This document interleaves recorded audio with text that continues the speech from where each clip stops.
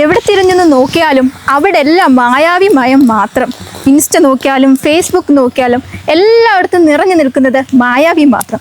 എന്നാൽ പിന്നെ ഈ മായാവിനെ നമുക്കൊന്ന് കണ്ടുപിടിക്കട്ടെ. ബാ. മൊത്തം വൈറലായ മായാവിയെ തേടിയുള്ള യാത്ര ചെന്നെത്തി നിൽക്കുന്നത് കൂത്താട്ടുകുളം നഗരസഭയിലെ 26-ാം വാർഡിലാണ്. അപ്പോൾ നമുക്ക് മായാവി ഒന്ന് പരിചയപ്പെട്ടാലോ?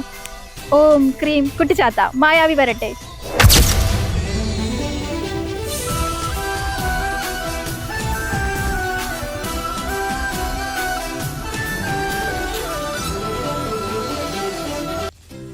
ഇൻസ്റ്റ മൊത്തം തൂക്കിയെടുത്ത മായാവിയാണ് നമ്മുടെ കൂടെ ഉള്ളത്.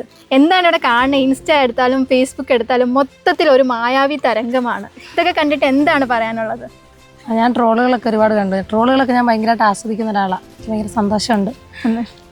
ഒത്തിരി സന്തോഷമുണ്ട്. എൻ്റെ വേറൊരു ഭാഗം എന്ന് വെച്ചാൽ ഇൻസ്റ്റയിൽ ഇങ്ങനെ വൈറലായെന്നേ ഉള്ളൂ. എൻ്റെ വാർഡിൽ ഇതൊക്കെ ഓട്ടായിട്ട് കിട്ടിയാലാണ് എനിക്ക് സന്തോഷമാവുള്ളൂ. തീർച്ചയായും ഇതൊക്കെ ഓട്ടായി മാറട്ടെ എന്ന് ഞങ്ങളും ആശംസിക്കുകയാണ്.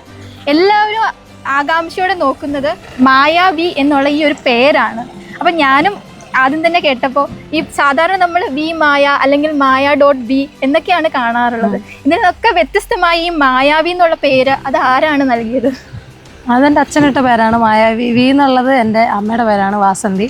അതിനിടയ്ക്ക് ഡോട്ടില്ല, ഒരു സ്പേസ് മാത്രമേ ഉള്ളൂ. അപ്പോൾ മായാവി എൻ്റെ റെക്കോർഡിക്കൽ നെയിമാണ്.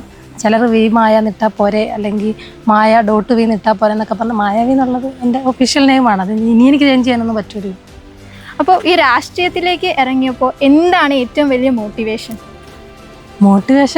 എനിക്ക് ജനങ്ങളോട് സംസാരിക്കാനും അവരുടെ കാര്യങ്ങൾ കേൾക്കുവാനും അവരെ ചേർത്ത് പിടിക്കാനും ഒത്തിരി ഇഷ്ടമുണ്ട്. ഒരു ജനസേവനം തന്നെയാണ് മുന്നേ ഞാൻ കാണുന്നത്. അതാണ് എനിക്ക് ഒത്തിരി ഇഷ്ടവും. ആണല്ലേ.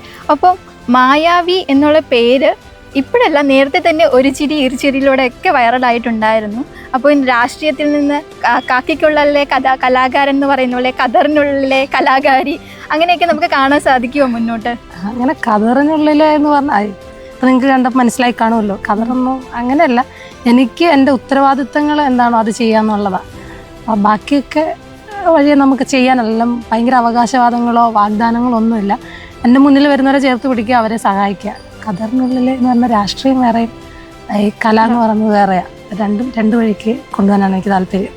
ട്രോളന്മാരോടൊക്കെ എന്താണ് പറയാനുള്ളത്? ഒരുപാട് ട്രോളുകൾ സ്ലാങ് അന്വേഷിക്കുന്നു എന്നൊക്കെ പറയുന്നുണ്ട്. അതുപോലെ മമ്മൂക്ക അപ്പോൾ മായാവി എന്നുള്ള സിനിമയായിട്ട് റിലേറ്റ് ചെയ്ത് ഒരുപാട് ട്രോളുകൾ വരുന്നുണ്ട്. എന്താണ് പറയാനുള്ളത്?